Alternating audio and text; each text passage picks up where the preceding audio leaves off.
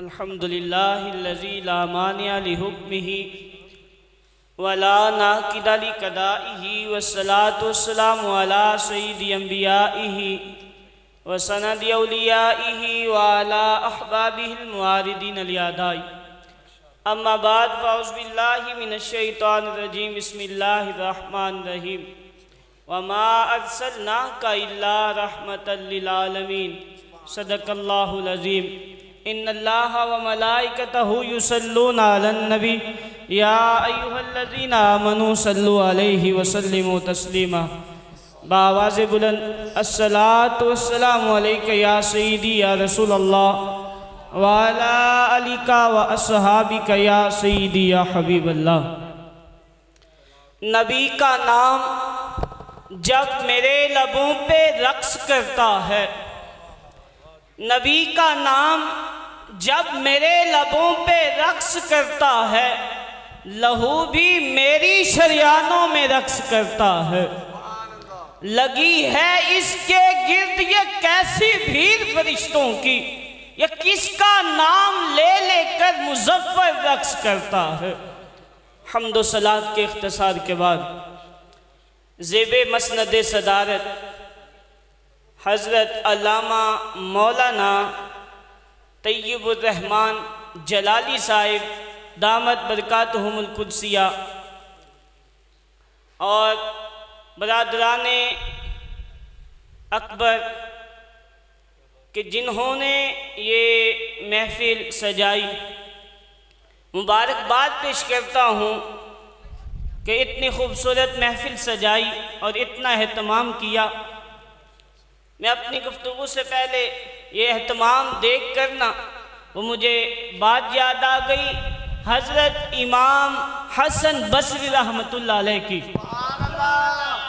ये इमाम हसन बसरी रहमतुल्लाह अलैह कौन है? ये वो हैं कि जिनके पीरो मुर्शद का नाम मौला मुर्तज़ा मुश्किल कुशा शेर खुदा रज़ियल्लाहु ताला अन्हु। हज़रत इमाम हसन बसरी रहमतुल्लाह अलैह से पूछा गया, जनाब महफिल मिलाद पे इतना खर्चा हो जाता है, क्या ये जायज़ है? पूछा गया, जनाब बताइए ये जो महफिल मिलाद होती है इतना खर्चा किया जाता है, क्या ये जायज़ है? तो हज़रत इमाम हसन बसरी रहमतुल्लाह अलैह का फतवा सुनिए और अपने बख्त पे नाज कीजिए। हज़रत इमाम हसन बसरी रहमतुल्लाह अलैह फरमाते हैं, तुम ये पूछ रहे हो जायज़ है या नहीं, मुझसे पूछती हो तो सुनो, मैं ये कहता हूँ अगर मेरे पास ओहद पहाड़ जितना सोना हो तो मैं सारा महफिल मिलाद पे ख़त्म कर दूँ, मैं सारा महफिल मिलाद पे लगा दूँ अगर मेरे पास ओहद पहाड़ जितना सोना हो। आवाज़ कर, ये महफिल मिलाद की बरकत है। फिर मैंने मुजव्वज़ा उन्वान पर गुफ्तगू के लिए जो अल्फाज तिलावत किए उनमें अल्लाह रब्बुल इज़्ज़त ने इरशाद फरमाया कि वमा अर्सलनाका इल्ला रहमतल लिल आलमीन। फरमाया लजपाल नबी महबूबा सोनिया, हमने आपको तमाम जहानों के लिए रहमत बनाकर भेजा है। वो हर आलम की रहमत हैं, किसी आलम में रह लेते, मोहब्बत के साथ कहिए सुभान अल्लाह। वो हर आलम की रहमत हैं, किसी आलम में रह लेते, ये उनकी मेहरबानी के ये आलम पसंद आया। तो नबी करीम सलाम तमाम जहानों के लिए क्या है? रहमत बनकर तशरीफ लाए। आवाज़ कर, अब आलम हैं कितने, जहान कितने हैं? मुफस्सिरीन के बहुत से अक़वाल हैं। बाज़ ने कहा 18,000 आलम हैं, बाज़ ने कहा कि 25,000 आलम हैं। अलगज़ जितने भी आलम हों तो करीम आका अलैहिस्सलाम तमाम जहानों के लिए क्या हैं? रहमत हैं। 4 आलम ऐसे हैं जिनसे हर इंसान गुजरता है, हर इंसान गुजरता है। 4 जहान ऐसे। पहला जहान वो आलम अरवा है, जहां पे इस दुनिया में आने से पहले हमारी अरवाह इकट्ठी रही उसे आलमी अरवाह कहते हैं। तो करीम आका अलैहिस्सलाम आलमी अरवाह में भी हमारे लिए रहमत थे। किस तरह कि हजरत आदम अलैहिस्सलाम के बारे में हम देखते हैं, लफ्ज़ हुई, माफ़ी मांगते रहे, माफ़ी नहीं मिली। एक मर्तबा ख्याल आया कि मैं वास्ता देकर रब की बारगाह में दुआ करता हूँ, अल्लाह पाक शायद मेरी बख्शिश कर दे, मुझे माफ़ कर दे। अर्ज़ करते हैं, मौला मैं तुझसे मोहम्मद मुस्तफ़ा सल्लल्लाहु अलैहि वसल्लम के वसीले से दुआ करता हूँ, मुझे माफ़ कर दे। ये नाम कोई काम बिगड़ने नहीं देता, बिगड़े भी बना देता है सब नाम मोहम्मद। जब हजरत आदम अलैहिस्सलाम ने रब की बारगाह में ये अर्ज की ना कि मौला मोहम्मद अरबी सल्लल्लाहु अलैहि वसल्लम के वसीले से मुझे मुआफ़ कर दे, तो अल्लाह रब्बुल इज़्ज़त ने फरमाया कि आदम मैंने तुम्हें मुआफ़ किया, लेकिन बताओ तुम मोहम्मद अरबी सल्लल्लाहु अलैहि वसल्लम को कैसे जानते हो? मैं अभी तो मैंने उनको बनाया नहीं, पैदा नहीं किया, जहान में नहीं भेजा, तुम कैसे जानते हो? तो हजरत आदम अलैहिस्सलाम अर्ज करते हैं, मौला जब तूने मुझे बनाया और मेरे अंदर रूह को फूंका तो मैंने अपनी नजरें उठाकर इस तरह ऊपर देखा तो सतूनों पे जो अर्श के सतून थे उस पे हर जगह तेरे नाम के साथ मोहम्मद अरबी सल्लल्लाहु अलैहि वसल्लम का नाम लिखा था।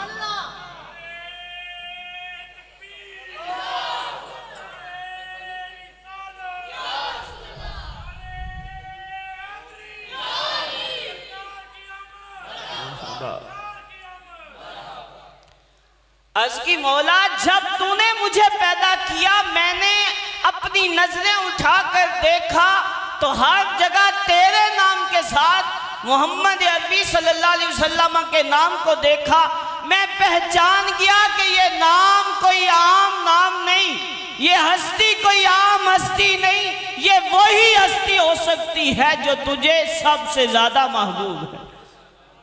तो अल्लाह रब्बुल इज़्ज़त ने फरमाया, आदम हाँ ये वो हस्ती है कि अगर इनको मैंने पैदा ना करना होता तो मैं जन्नत दोज़ख को भी ना बनाता। आदम अगर मैंने मोहम्मद अरबी सल्लल्लाहु अलैहि वसल्लम को पैदा ना करना होता तो मैं तुझे भी पैदा ना करता। तो अहवाब सिर्फ का नबी करीम सलाम आलमी अरवाह में भी क्या बने? रहमत बने। हम देखते हैं कि हजरत नूह अलैहिस्सलाम की जो कश्ती है वो पार लगी, वो नबी करीम अलैहिस्सलाम के वसीले से लगी। हजरत इब्राहीम अलैहिस्सलाम की जो आग जो गुलजार बनी वो भी नबी करीम अलैहिस्सलाम के वसीले से बनी। तो इसलिए करीम आका अलैहिस्सलाम आलमी अरवाह में भी हमारे लिए रहमत थे। आवाज़ का दूसरा आलम है आलम दुनिया जिसमें हम रह रहे हैं, ये आलम दुनिया है। ये आलम करीम आका अलैहिस्सलाम इसके हवाले से फरमा इन्नमा बुइस्तु रहमा, फरमा याद रखना मैं तो रहमत बन कर आया हूँ। करीम आका अलैहिस्सलाम ने खुद फरमाया इन्नमा बुइस्तु रहमा, मैं रहमत बन कर आया हूँ। आवाज़ कर कैसे रहमत बन कर आए हैं? करीम आका अलैहिस्सलाम अभी इस दुनिया में ज़ाहरी दुनिया में जलवागर नहीं हुए, तो माँ बाप को मंडियों में बेच कर आते थे।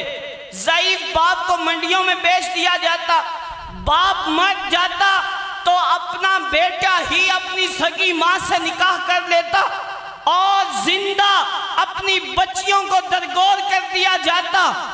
वो आज़म चिश्ती ने कहा था कि उस वक़्त क्या समा था कि जब करीम आका अलैहिस्सलाम अभी तशरीफ नहीं लाए थे।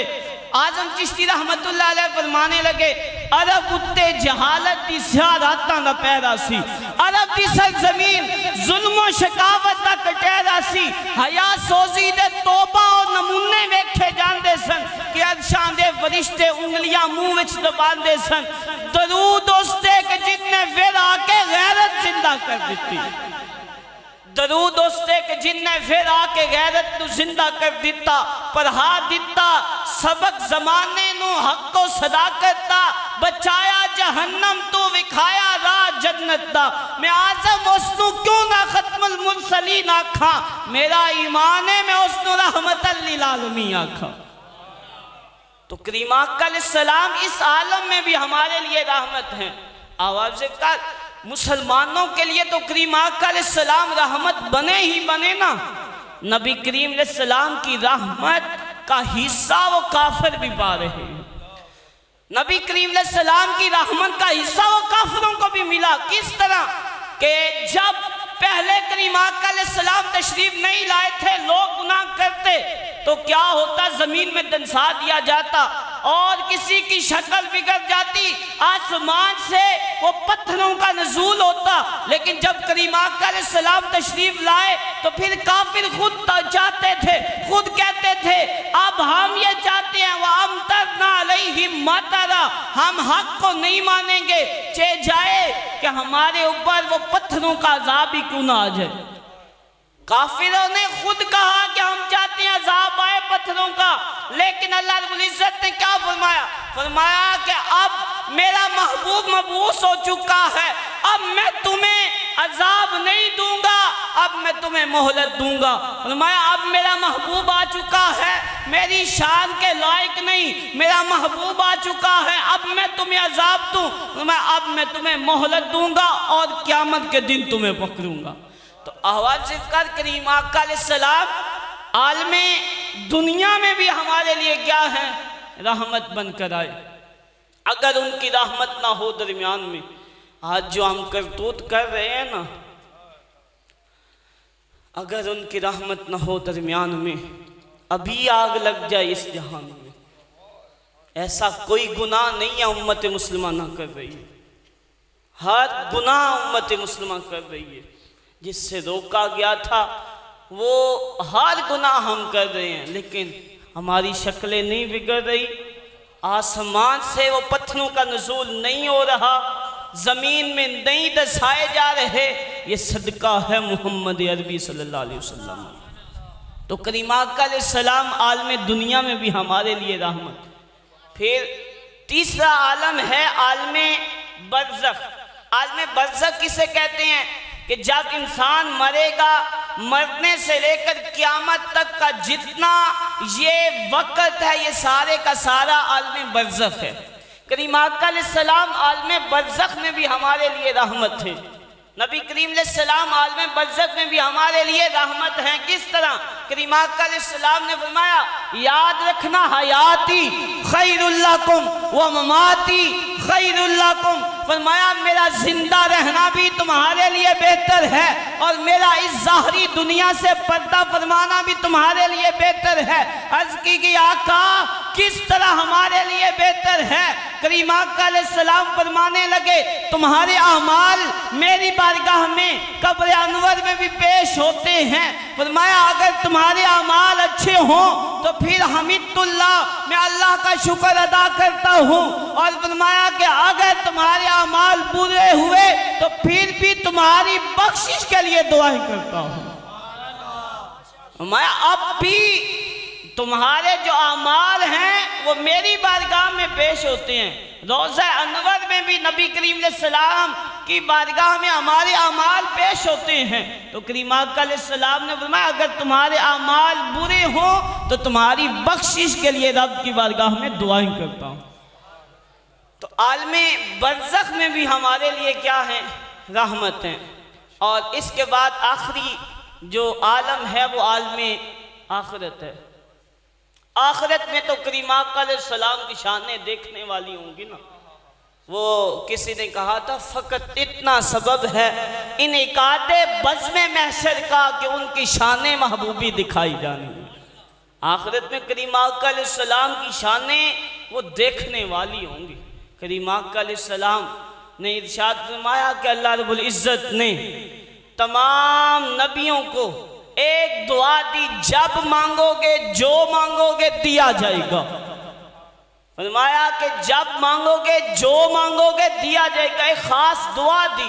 वैसे अंबिया की सारी दुआएं कबूल होती हैं, लेकिन एक खास दुआ करीम आका अलैहिस्सलाम ने फरमाया सारे नबियों ने वो दुआ मांग ली, लेकिन मैंने वो दुआ नहीं मांगी।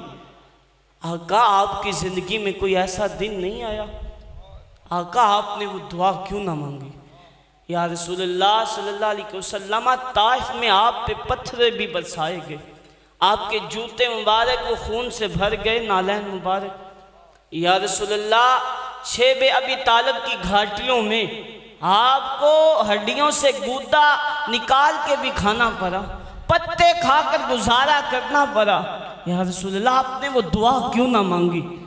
अब सुनिएगा, वो जो लोग कहते हैं ना मिलाद पे दलील दो, मिलाद क्यों करते हो, शर्म नहीं आती ऐसे उम्मती को कि अपने महबूब का भी जिक्र करना हो फिर दलील मांगते, महबूब का जिक्र करना हो फिर भी दलील मांगते।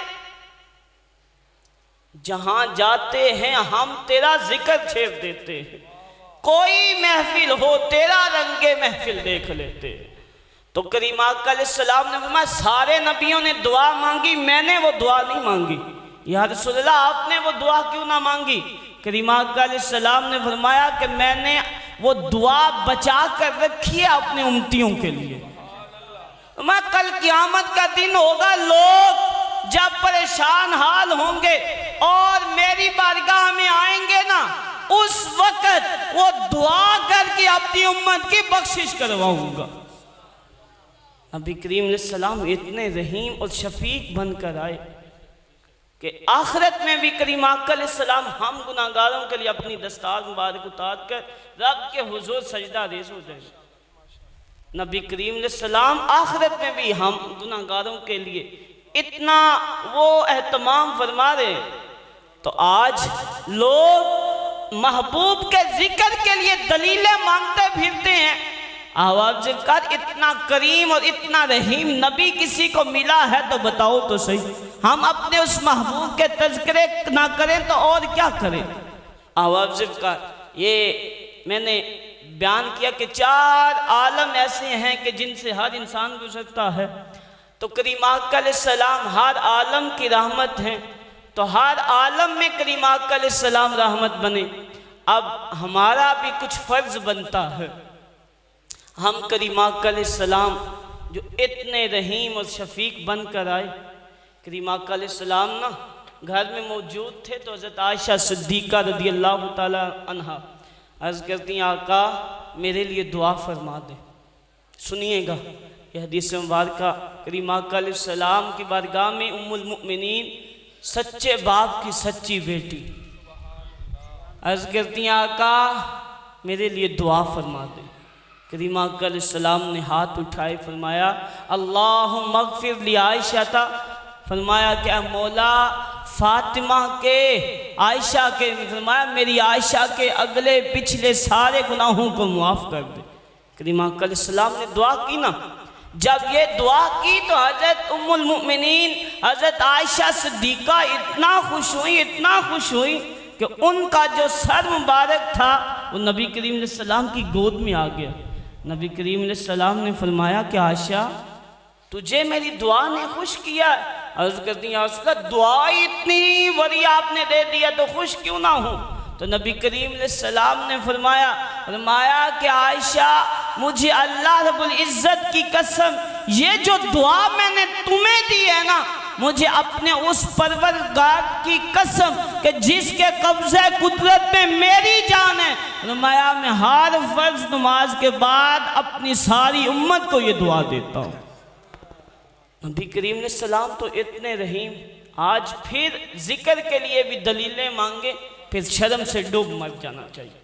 आवाज़ का ये महफ़िल मिलाद का एक मकसद ये है कि हमने ये जो पूरा महीना नबी करीम अलैहिस्सलाम का जिक्र किया, अब ये भी है कि हम नबी करीम अलैहिस्सलाम से वफ़ा भी करें। हमारी मस्जिदें वीरान हैं, मस्जिदों में नमाजी कोई नहीं है, हमारे 96 घर आबाद, मस्जिदें वीरान।